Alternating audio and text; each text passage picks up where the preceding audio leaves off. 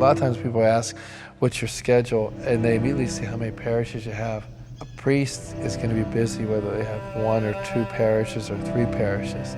To me, the priesthood is definitely about the Holy Mass. That is something we're ordained for because it's the continuation of the presence of the Eucharist that Christ promised us. But our overwhelming sense of responsibilities are because there's so much of a need out there. We do know that our culture is becoming pagan again. We're losing our sense of Christian identity. People are not knowing what's right and wrong. To really be a priest today, we're going to have to expect to be working long hours. I'm 17 years in the priesthood. I didn't always pray at the beginning of my priesthood like I pray now. You're constantly interrupted, but we have to take time. That hour or half hour you start to come to Eucharistic adoration, even if you're not in front of the Eucharist, it's time you're giving to God. And it's amazing is when you start doing it, you find that the other things that you had to get done will still get done somehow, and maybe they won't get done the way you want them to, or maybe they won't get done, but you don't feel as upset. God wants to lead us and delight our hearts. I left a lot to be a priest.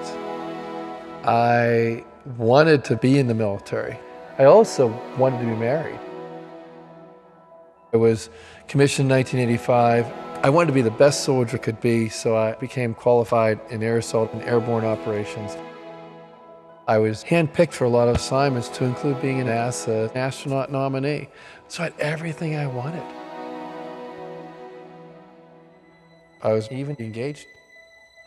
I finally answered the call to the priesthood in 1993, after 12 years of partnering with God, because of God's love and wanting to be the presence of God's love, which is His heart.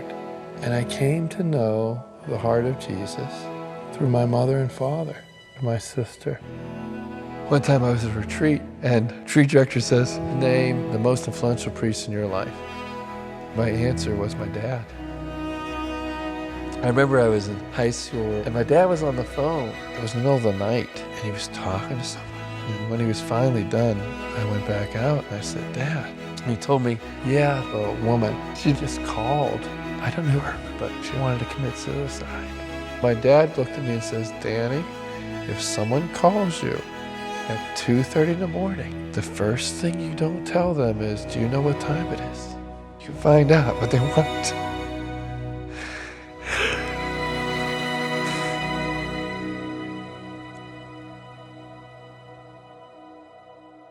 At those moments, I realize how important it is that Christ is present to people.